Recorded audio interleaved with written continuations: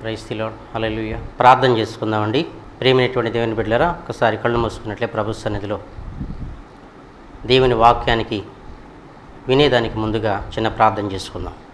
మహాపరిశుద్ధుడు అయిన ప్రభువా, ప్రేమ కలిగిన మా తండ్రి, జీవాధిపతి అయిన యేసయ్య, నీకు కృతజ్ఞతాస్తుతులు చెల్లిస్తున్నాను తండ్రి.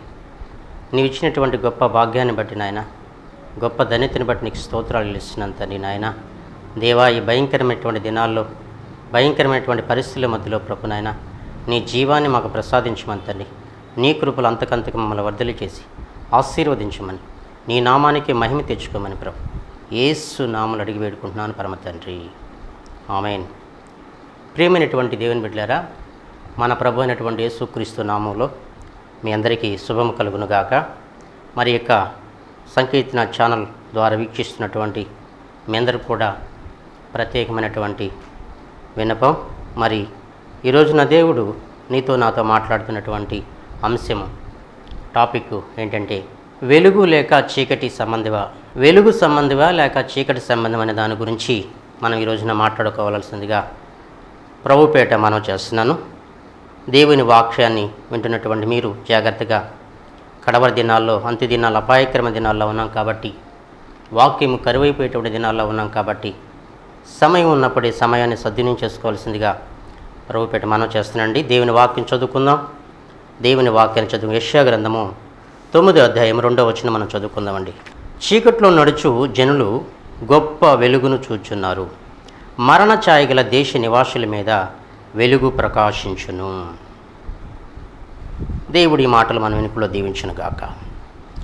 చీకట్లో నడుచు జనులు గొప్ప వెలుగును చూచున్నారు, మరణ ఛాయ గల దేశ నివాసుల మీద వెలుగు ప్రకాశించును. మరణ ఛాయ గల దేశ నివాసుల మీద వెలుగు ప్రకాశిస్తుందంట. ఆయన వాగ్దానం, దేవుడిచ్చినటువంటి వాగ్దానం ఇది. చీకట్లో నడుచు జనులు గొప్ప వెలుగును చూస్తున్నారంట. చీకట్లో నడుచు జనులు గొప్ప వెలుగును చూస్తున్నారు. కాబట్టి ప్రియ దేవుని బిడ్డలారా, ఏ ఛాయలో మనం ఉన్నాం, మరణ ఛాయలో ఉన్నట్లయితే ప్రియ దేవుని బిడ్డ, దేవుడు నీతో మాట్లాడుతున్నాడు. మరణ ఛాయ గల దేశ నివాసుల మీద వెలుగు ప్రకాశించును. దేవుడు నువ్వు ప్రార్థన చేసినప్పుడల్లా, నేను ప్రార్థన చేసేటప్పుడల్లా కూడా ప్రభు సన్నిధిలో మనం ఏం చేయాలంటే, ప్రభువా, నీ నిత్యమైనటువంటి వెలుగుతో నన్ను ప్రకాశింపచేయి ప్రభువా, నీ సన్నిధి కాంతి నా మీద ప్రకాశించునుగాక ప్రభువా, నీ ముఖకాంతి నా మీద ప్రకాశించునుగాక ప్రభువా అని ప్రార్థన చేసినప్పుడు, చీకట్లో ఉన్నటువంటి మనము ఆశ్చర్యకరమైనటువంటి ఆయన వెలుగులోకి తప్పకుండా మనం తీసుకొచ్చి ఆయన నిలబెడతాడు. కాబట్టి ప్రియ దేవుని బిడ్డ, ప్రియ సహోదరి, దేవుని వాక్యము నీతో మాట్లాడుతుంది, నాతో మాట్లాడుతుంది. అది రెండంచెలు కలిగిన కటకం. కాబట్టి ఈ కడవర దినాల్లో మనం క్షుణ్ణంగా దేవుని వాక్యాన్ని పరిశీలించినట్లయితే పరిశుద్ధాత్మ దేవుడు మనతో సూటిగా మాట్లాడతాడు. ఈ దేవుని వాక్యము, ప్రియ సహోదరి, ఈ దేవుని వాక్యము మన వ్యక్తిగత జీవితంలో దేవుని వాక్యాన్ని జాగ్రత్తగా మనం ధ్యానించినప్పుడు మన ఆత్మీయ జీవితాల క్షేమాన్ని కలుగజేస్తుంది. మరణంలో నుంచి జీవంలోకి దాటిస్తుంది ఆయన వాక్యం. ఆయన వాక్యం జీవం కలిగినటువంటి వాక్యం. కాబట్టి ప్రియ దేవుని బిడ్డ, యేసుక్రీస్తు ప్రభు నేను లోకానికి వెలుగై ఉన్నానని చెప్పాడు. ఆయన I'm light of the world అన్నాడు. ఆయన నేను లోకానికి వెలుగై ఉన్నానని చెప్పి ప్రభు చెప్పాడు. కాబట్టి నీవు ఈ రోజున ప్రియ దేవుని బిడ్డ, యేసు ప్రభు నమ్ముకున్నటువంటి నీవు, నేను వెలుగు సంబంధివా లేకపోతే చీకటి సంబంధివా? ఒక్కసారి దేవుని వాక్యం ద్వారా మనల్ని మనం పరిశీలన చేసుకుందాం. మనము పరీక్షించబడేటువంటి సమయంలో, పరిశోధించబడుతున్నటువంటి సమయంలో మనల్ని మనం పరిశీలన చేసుకోకపోతే ప్రియ దేవుని బిడ్డ, ఒక దినాన నీవు గోధుమవా లేకపోతే గురువువా అనే సంగతి దేవుడు ఒక దినాన బట్టబయలు చేస్తాడు. అది ఏ విషయమైనా కానీ, ఎలాంటి పరిస్థితి అయినా కానీ, మన వ్యక్తిగత జీవితంలో మనం ప్రతిరోజు పరిశీలన చేసుకోవాల్సిన వారమైనా, విశ్వాసులైనా కావచ్చు, సేవకులైనా కావచ్చు, ఎవరైనా కానీ ప్రియ దేవుని బిడ్డ, మనం ప్రతిరోజు ప్రభు సన్నిధిలో పరిశీలన చేసుకునే వారంగా ఉండాలి. దేవుడు నీతో మాట్లాడుతున్నాడు. మరణ ఛాయ గల దేశ నివాసుల మీద వెలుగు ప్రకాశించును. మరణ ఛాయగల దేశ నివాసుల మీద వెలుగు ప్రకాశిస్తుంది. ఇది దేవుని బిడ్డ. యేసుక్రీస్తు ప్రభు మనుషులకి ఆయన వెలుగై ఉన్నాడు. యేసుక్రీస్తు. ఆ వెలుగైనటువంటి ఆ యేసుక్రీస్తు ప్రభు ఇదేం బిడ్డ. ఆ యేసుక్రీస్తు ప్రభువుని ఎప్పుడైతే మనం నమ్ముతామో, విశ్వసిస్తామో, ఆయన పట్ల మనం ఆశ కలిగి ఉంటామో, దేవుడు నిన్ను కూడా ఇదేం బిడ్డ చీకట్లో నుంచి వెలుగులో తీసుకొస్తాడు. ఈ రోజున నువ్వు పరిశీలించాల్సింది, నేను చీకటి సంబంధిన, వెలుగు సంబంధిన. ఒకసారి పరిశీలించు. ఆయన రాకడకు గుర్తులు సమీపంగా ఉన్నాయి, మనకి సూచనలు సమీపంగా ఉన్నాయి. అంత్య దినాల్లో ప్రేమ చల్లారిపోతుందని ఆయన వాక్యం సెలవిస్తుంది. ప్రియ దేవుని బిడ్డ, భూకంపాలు వస్తున్నాయి, కరువులు, యుద్ధాలు జరుగుతూ ఉన్నాయి, భయంకరమైనటువంటి పరిస్థితులు. ఒక దేశం అంటే ఒక దేశం పట్టం లేదు. ఇలాంటి భయంకరమైన పరిస్థితులు, తెగుళ్ళు మధ్యలో ప్రపంచమంతా తల్లడిల్లిపోతూ ఉంది. ఇలాంటి భయంకరమైన పరిస్థితుల్లో మనం ఉన్నాం. అయితే ఈ సమయంలో క్రైస్తవుడుగా, యేసుక్రీస్తుని ఎరిగినటువంటి వ్యక్తిగా నీవు చీకటి సంబంధివా, వెలుగు సంబంధి?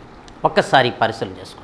నువ్వు వెలుగు సంబంధం అయితే ప్రియ దేవుని బిడ్డ, వెలుగు సంబంధం అయితే యేసుక్రీస్తు లోకానికి వెలుగైనాడు కాబట్టి, ఆయన మనుషులకు వెలుగై ఉన్నాడు కాబట్టి, ప్రియ దేవుని బిడ్డ, వెలుగైనటువంటి దేవుని సన్నిధిలో నువ్వు ఉన్నావు కాబట్టి, ఉంటే నీ క్రియలు ఎలా ఉన్నాయి, ఒకసారి నా క్రియలు ఎలా ఉన్నాయి ఒకసారి పరిశీలన చేసుకో.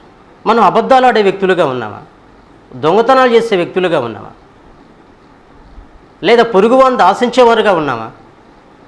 ఏ విషయంలో మనం ఇంకా అల్లరితో కూడినటువంటి ఆటపాటలు ఇవన్నీ మనలో జరిగిస్తూ ఉన్నామా? ఒకసారి పరిశీలించుకున్నట్లయితే వెలుగు సంబంధమో చీకటి సంబంధమో దేవుడు నీకు నీ కళ్ళు తెరిపిస్తాడు, నీ మనోన్నతలు వెలిగిస్తాడు ప్రభు. ప్రియ దేవుని బిడ్డ, మత్తయి సువార్త 5వ అధ్యాయము 14వ వచనం నుండి 16వ వచనం వరకు మనం చదువుకుందాం. దేవుని వాక్యాన్ని చదువుకుందాం. మీరు లోకమునకు వెలుగై ఉన్నారు, కొండ మీద ఉన్న పట్టణము మరుగై ఉండనేరదు. మనుషులు దీపం వెలిగించి కురుంచం కింద పెట్టరు, కానీ అది ఇంట ఉండి వారందరికీ వెలుగు చెటుకై దీపస్తంభం మీదనే పెట్టెదరు. మనుషులు మీ సత్క్రియలను చూచి పరలోకమందున్న మీ తండ్రిని మహిమపరిచినట్లు వారి ఎదుట మీ వెలుగు ప్రకాశింపనీయుడి. ప్రియ దేవుని బిడ్డలారా, వెలుగు మనకి, మన కుటుంబానికి కానీ, ఒక వీధిలో వెలుగు రావాలన్నా కానీ ఆ బల్బు యొక్క కాంతిని బట్టి ఉంటుంది. వాట్స్ అని ఉంటాయి. దానికున్నటువంటి ఆ బల్బుకున్నటువంటి ఆ వాట్స్ని బట్టి ఆ బల్బుకున్న కాంతి ప్రకాశిస్తూ ఉంటుంది. నువ్వు ఎంతగా వెలుగుతావో అంతగా ప్రకాశిస్తావు, ఎంతగా ప్రకాశిస్తావో అంతగా మండుతావు. అనేకులకి ఆశీర్వాదకరంగా ఉంటాం, అనేకులకు దీవెనకరంగా మనం మారతాం. మన ద్వారా అనేకులకి మేలు జరుగుతుంది. మన ద్వారా కీడుకు బదులుగా మేలు జరుగుతుంది. కారణం ఏంటంటే, నువ్వు వెలుగు సంబంధం అయితే కీడు చేసే వాళ్ళకు కూడా మేలు చేస్తావు. నువ్వు చీకటి సంబంధం అయితే మేలు చేసిన వారికి కూడా కీడు చేసేటువంటి వ్యక్తి అవుతావు. ఎందుకనంటే దేవుని చేత వెలిగించబడినటువంటి వ్యక్తివి కాబట్టి, చీకటి సంబంధం కాబట్టి, నీలో ఉన్నటువంటి క్రియలన్నీ కూడా ఎలాంటి అంటే అవి సాతాను క్రియలే. అపవాది యొక్క సరుకులు, సాతాను సరుకులే నీలో ఉంటాయి కాబట్టి, నీ హృదయంలో ఏదుందో ఆత్మఫలం ఉంటే ఆత్మఫలమే నీలో పనిచేస్తుంది. శరీర క్రియలు నీలో పనిచేస్తుంటే శరీర క్రియలు నీలో పనిచేస్తాయి. నువ్వు వెలుగు సంబంధివా, చీకటి సంబంధివా? ఒక్కసారి నిన్ను పరిశీలన చేసుకో. నన్ను నేను పరిశీలన చేసుకోవాల్సిన సమయం ఇది. మరి ఇదేం బిడ్డ, యెహోవా యందు భయభక్తులు కలిగినట బహుధైర్యం పుట్టిస్తుంది. నువ్వు భయభక్తులు కలిగిన వ్యక్తివైతే, నిజంగా వెలిగించబడిన వ్యక్తివి, భయభక్తులు కలిగిన వ్యక్తివైతే, సాతాను యొక్క సరుకులు నీలో ఉండకుండా ఏ రోజుకు ఆ రోజు నువ్వు వాటిని ఏం చేస్తావంటే శుభ్రపరుచుకుంటూ, నీ హృదయాన్ని కడుక్కుంటూ, పరిశుద్ధపరుస్తూ, ఆయన రక్తం శుద్ధి చేసుకుంటూ, మంచి మనస్సాక్షి కొరకు తాపత్రయపడుతూ, మంచి మనస్సాక్షి కొరకు ప్రయాసపడుతూ ఉంటావు. ఆ ప్రయాస, క్రీస్తు యందు పడిన ప్రయాస ఏది వ్యర్థం కాకుండా దేవుడు ఆశీర్వాదకరంగా మార్చివేస్తాడు. కాబట్టి ప్రియ దేవుని బిడ్డ, ఒక క్యాండిల్ వెలిగించామండి. ఒక క్యాండిల్ వెలిగించిన తర్వాత అనేక క్యాండిల్ని వెలిగించగలవు. నువ్వు వెలిగించబడితే అనేకులు వెలిగిస్తావు. నువ్వు వెలిగించబడకుండా అనేకులు వెలిగించడం అనేది ఇంపాసిబుల్, అసాధ్యం. ఏదైనా ఒక క్యాండిల్ వెలిగిస్తే ఎన్ని క్యాండిల్స్ నేను మనం వెలిగించగలం. మొదట ప్రియదేని బిడ్డ, చీకట్లో ఉన్నటువంటి నీవు వెలుగులోకి రావాలి. ఆశ్చర్యకరమైన ఆయన వెలుగులోకి రావాలి. నువ్వు వచ్చినప్పుడు నువ్వు ప్రకాశిస్తావు. ప్రకాశించినప్పుడు దేవుని వాక్యం సెలవిస్తుంది, చీకట్లో ఉన్న ప్రజలు కూడా వెలుగులోకి వస్తారు. అదేవిధంగా ప్రియదేని బిడ్డ, కొండ మీద ఉన్న పట్టణం అంట మరుగై ఉండదంట, అది వెలుగై అనేకులకి మరి వెలుగునిస్తుందంట. ఆ పట్టణం అనేకులు కనబడుతూ ఉంటుంది. చీకట్లో ఉండేది కాదు కొండ మీద ఉండే పట్టణం, అది వెలుగులే ఉంటుంది. కాబట్టి అదేవిధంగా దీపం వెలిగించినప్పుడు ప్రియదేని బిడ్డ, అది మంచం కింద కొంచెం కింద కాకుండా అది దీపస్తంభం మీద పెట్టబడినప్పుడు అది అనేకులకు వెలుగునిచ్చేదిగా ఉంటుంది, అనేకులకు ఉపయోగకరంగా ఉంటుంది. నువ్వు వెలిగించబడి నువ్వు ఇంకా దాగి ఉన్నట్లయితే, ఇంకా ఎక్కడైనా మరుగై ఉన్నట్లయితే, కొండ మీద ఉన్న పట్టణంలాగా దీపస్తంభం మీద పెట్టబడిన దీపంలాగా నువ్వు ఉన్నట్లయితే అనేకులకి వెలుగునిచ్చేటువంటి వ్యక్తిగా నువ్వు మారతావు. ప్రైజ్ ది లార్డ్, హల్లెలూయా. కాబట్టి ప్రియ దేవుని బిడ్డ, దేవుని వాక్యం సెలవిస్తుంది, మనుష్యులు దీపం వెలిగించి కొంచెం కింద పెట్టరు, కానీ అది ఇంట ఉండి వారందరికీ వెలుగుచ్చుటకై దీపస్తంభం మీదనే పెట్టుదురు. మనుషులు మీ సత్క్రియలు చూచి పరలోకమందున్న మీ తండ్రిని మహిమపరచినట్లు వారి ఎదుట మీ వెలుగు ప్రకాశింపనీయుడి. ప్రియ సహోదరి, ప్రియ సహోదరుడా, బైబిల్ లేఖనాల్లో ఉన్నటువంటి ప్రతిది కూడా, ప్రతి మాట కూడా సున్నైనా కానీ అరసున్నైనా కానీ తీసేసేదానికి ఎవరికి అధికారం లేదు. ఒకవేళ తీసివేసినా కలిపినా కానీ వారు శాపగ్రస్తులు అవుతారని ఆయన వాక్యం సెలవిస్తుంది. కాబట్టి మొట్టమొదటి ఈ బైబిల్ గ్రంథాన్ని ప్రపంచంలో ప్రింట్ చేయటం, మొట్టమొదటి బైబిల్ గ్రంథం ప్రింట్ చేశారు. ప్రపంచంలో మాత్రమే కాదు కానీ భారతదేశంలో మొట్టమొదటి ప్రింట్ చేయబడినటువంటి పుస్తకము బైబిల్ గ్రంథం. ఈ బైబిల్ గ్రంథాన్ని చాలా ఆధారాలతో కూడినటువంటి శక్తివంతమైనటువంటి బలమైనటువంటి అద్భుతమైనటువంటి పుస్తకము బైబిల్ గ్రంథం, పవిత్ర గ్రంథం, పరిశుద్ధ గ్రంథం. ప్రపంచములో మరి ఏ గ్రంథానికి కూడా ఆ పేరు లేదు. ప్రియ దేవుని బిడ్డలారా, ఈ బైబిల్ని మన ఇంటర్నెట్ అధినేత బిల్ గేట్స్ 135 కోట్ల రూపాయలతో దీన్ని కొన్నాడండి. దీని మొట్టమొదటి ఈ బైబిల్ గ్రంథం లాటిన్ భాషలో, హెబ్రీ భాషలో రాయటం జరిగిందండి. కాబట్టి ప్రియ దేవుని బిడ్డ, ఆడు తర్వాత అనేక భాషల్లో బైబిల్ ప్రింట్ చేయటం అనేది దేవుడు ఆయన కృప. ఎందుకనంటే, ఎందుకు ఈ విషయాలు చెప్తున్నామంటే, ఒక వ్యక్తి వెలిగించబడిన తర్వాత ఆ వ్యక్తి అనేకులు వెలిగిస్తాడు. ఈ రోజున ఇది భారతదేశంలో ఒక భాషలోనే మాత్రమే కాకుండా అనేక భాషల్లో ఈ బైబిల్ తర్జుమా చేయడానికి కారణం వారు వెలిగించబడ్డారు. కాబట్టి దేవుడిచ్చినటువంటి జ్ఞానంతో వాళ్ళు అనేకమైనటువంటి భాషల్లో తర్జుమా చేయడం జరిగిందండి. ప్రియ దేవుని బిడ్డ, ప్రియ సహోదరి, మన ప్రభు అయినటువంటి యేసుక్రీస్తు ఎవరినైనా వాడుకుంటాడు. ఆయన చీకట్లో ఉన్నటువంటి ప్రజల్ని ఆయన వెలుగులో తీసుకొచ్చి, ఆశ్చర్యకరుడు కాబట్టి, ఆలోచనకర్త కాబట్టి ఆయన ఆలోచన ఇచ్చి ఆయన జ్ఞానులు సిగ్గుపరిచేదానికి వెరివారిని వాడుకుంటాడు. ఆయన ఎప్పుడో తెలుసా? నువ్వు చీకట్లో నుంచి ఆశ్చర్యకరమైన ఆయన వెలుగులోకి వచ్చినప్పుడు ఆయన వాడుకునేదానికి సిద్ధంగా ఉన్నాడు. ప్రియదేని బిడ్డ, ఆయన వాడుకునేదానికి నేను సిద్ధంగా ఉన్నాడు. ఆయన ఏ భేదం లేదు, అందరికీ ఆయన ఆత్మను కుమ్మరించి ఆయన వాడుకుంటాడు. అయితే నువ్వేం చేయాలంటే, ఈ సమయంలో నేనేం చేయాలంటే, చీకట్లో ఉన్నానా ఆ వెలుగులో ఉన్నానని మనం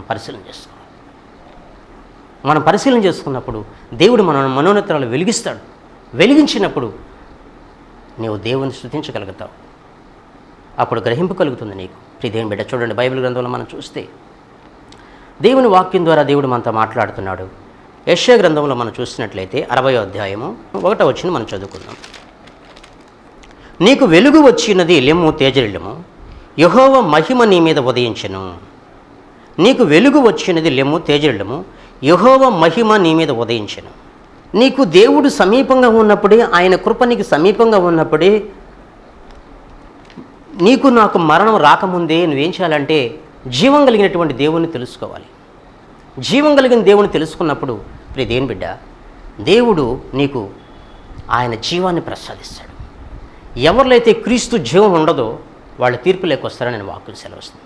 నీలో క్రీస్తు జీవం అనేది నీలో ఉంటే నువ్వు ప్రకాశిస్తావు, వెలిగించబడతావు. ప్రియ దేవుని బిడ్డ, బైబిల్ గ్రంథంలో మనం చూస్తాం. ఒక్కసారి యోహాను సువార్త 3వ అధ్యాయము 36వ వచనం చదువుకుందామండి. 3వ అధ్యాయము 36వ వచనం మనం ఒకసారి చూద్దాం బైబిల్ లేఖనాల నుంచి. కుమారుని యందు విశ్వాసముంచువాడే నిత్య జీవం గలవాడు. కుమారుని యందు విశ్వాసముంచువాడే నిత్య జీవం గలవాడు. కుమారునికి విధేయుడు కానివాడు జీవము చూడడు, కానీ దేవుని ఉగ్రత వాని మీద నిలిచిండును. ఎవరైతే యేసుక్రీస్తునందు విశ్వాసం ఉంచుతారో వారు నిత్య జీవం గలవారు, నో డౌట్. ఎవరైతే ప్రభువునందు విశ్వాసం ఉంచుతారో వారు నిత్య జీవం గలవారు. కుమారునికి విధేయుడు కానివాడు జీవము చూడడు, కానీ దేవుని ఉగ్రత వాని మీద నిలిచి ఉండును. జీవాన్ని మాత్రం చూడడు, కానీ దేవుని ఉగ్రత మాత్రం వాని మీద నిలిచి ఉంటుందంట. ప్రియ దేవుని బిడ్డ, ప్రియ సహోదరి, ప్రియ సహోదరుడు,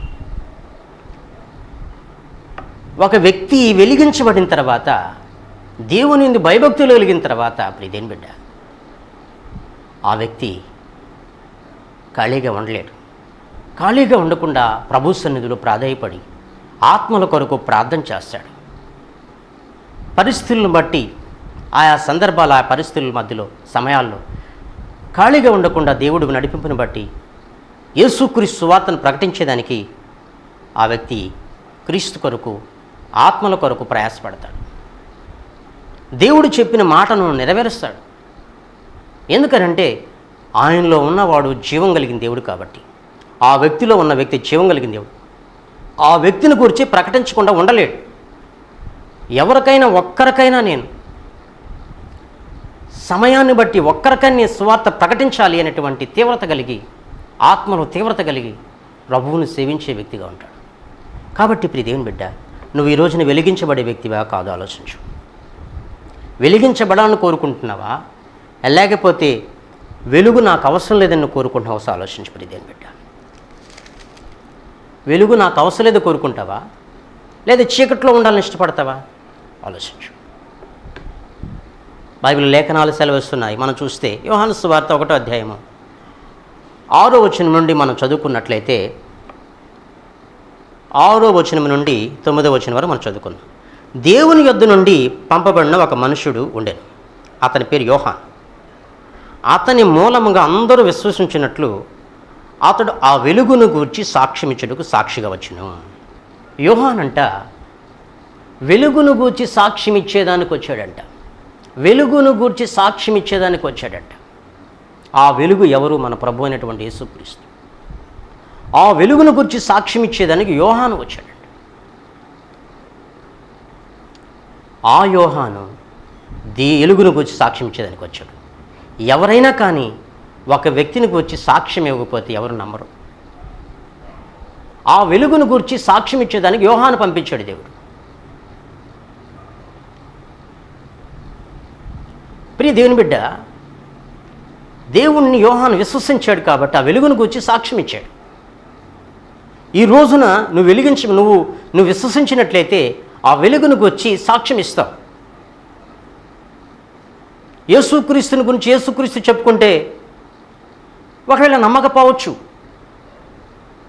యేసుక్రీస్తుని గురించి మరొకరు సాక్ష్యం ఇచ్చినట్లయితే వారు నమ్ముతారు. ఇక్కడ యోహాను కూడా యేసుక్రీస్తుని గురించి సాక్ష్యం ఇస్తున్నాడు. వెలుగును గురించి సాక్ష్యం. దేవుని యొద్ద నుండి పంపని ఒక మనుషుడు ఉండెను. అతని పేరు యోహాను. అతని మూలముగా అందరూ విశ్వసించినట్లు అతడు ఆ వెలుగును గూర్చి సాక్ష్యం ఇచ్చుటకు సాక్షిగా వచ్చెను. అతడు ఆ వెలుగై ఉండలేదు, కానీ ఆ వెలుగుని గూర్చి సాక్ష్యం ఇచ్చుటకు అతడు వచ్చెను. నిజమైన వెలుగు ఉండెను, అది లోకములోనికి వచ్చుచు ప్రతి మనుషుని వెలిగించున్నది. నిజమైనటువంటి వెలుగు మన ప్రభు అయినటువంటి యేసుక్రీస్తు. డూప్లికేట్ వెలుగు కూడా ఉంటుందండి. మనం ప్రభు అయినటువంటి యేసుక్రీస్తు ఆయన నిత్యమైన వెలుగై ఉన్నవాడు.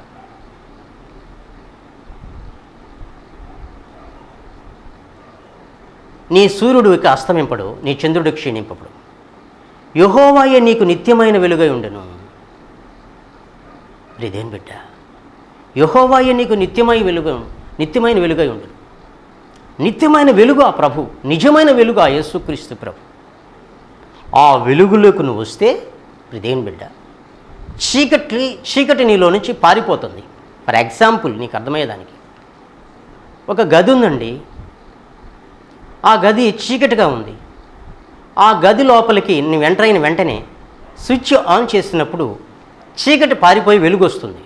అదేవిధంగా యేసుక్రీస్తు నీలోకి ఎంటర్ అయినప్పుడు నీలో ఉన్నటువంటి చీకటి, నాలో ఉన్న చీకటి పారిపోయి వెలుగు నీలోకి వస్తుంది, వెలుగు మనలోకి వస్తుంది. కాబట్టి మనం ఈ రోజున దేవుని బిడ్డ, వెలుగు సంబంధమా లేకపోతే చీకటి సంబంధమా? మరణించక ముందే పరిశీలన చేసుకోవాలి. మనిషి మరణించక ముందే పరిశీలన చేసుకోవాలి. మనిషి బ్రతికి ఉన్నప్పుడే పరిశీలన చేసుకోవాలి. మనిషి బ్రతికున్నప్పుడే తప్పును సరిదిద్దుకోవాలి, ప్రక్షాళన చేయబడాలి. ప్రియదేవుని బిడ్డ, ప్రియ సహోదరి, నువ్వు ప్రక్షాళన చేయబడకుండా, పరీక్షించబడకుండా, పరిశీలన చేసుకోకుండా ప్రియదేవుని బిడ్డ నువ్వు కడగబట్టం అనేది అసాధ్యం. నీవు పరిశీలన చేస్తున్న తర్వాత, ఇదిగో ప్రభు నాలో ఉన్న తప్పు ఇదని తెలుసుకున్న తర్వాత నీవు దేవుని సన్నిధిలో ప్రియదేవుని బిడ్డ ప్రాధేయపడిన తర్వాత నువ్వు దేవుని సన్నిధిలో మరి ప్రియదేవుని బిడ్డ ఆ ప్రభు సన్నిధిలో అడిగినప్పుడు దేవుడు నిన్ను క్షమిస్తాడు. ఆ ప్రభు ఆయన క్షమించుడికి సమర్థుడు, శక్తి కలిగిన దేవుడు ఆ ప్రభు. అది సమయం ఉన్నప్పుడే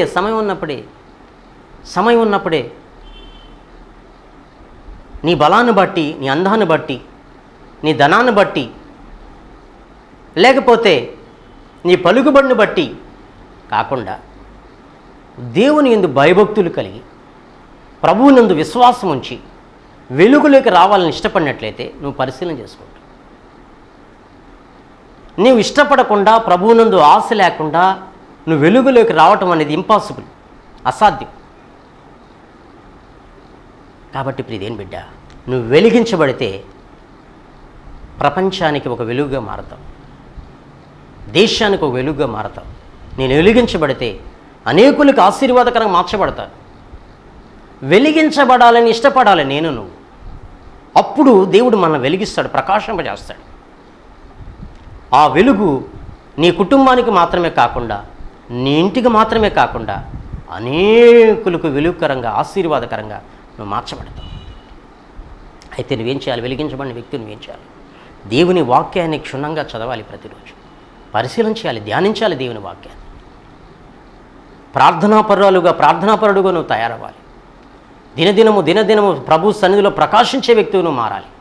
అలా మారినప్పుడు దేవుడు నీ జీవితంలో చేసేటువంటి కార్యం అన్నీ కాదండి, అనేకులు ముక్కు మీద వేలు వేసుకునే తట్లుగా దేవుడు నిన్ను అంతగా ఆశ్రయిస్తాడు. నీ శత్రువులు ఎదుట నీకు భోజనం సిద్ధపరుస్తాడు అప్పుడు. నువ్వు వెలిగించబడితే నువ్వు దీవించబడతావు, ఆశీర్వదించబడతావు. నీలో ఉన్నటువంటి జీవం అది అనేకులకు వెలుగుగా మారుతుంది. ఆయనలో జీవం ఉండును, అది మనుషులకు వెలుగైండును. మరి దేని బిడ్డ, నువ్వు వెలిగించబడిన వ్యక్తి ఒకసారి ఆలోచించు. చూడండి, దేవుని వాక్యం చదువుకుందాం. ప్రియులరా,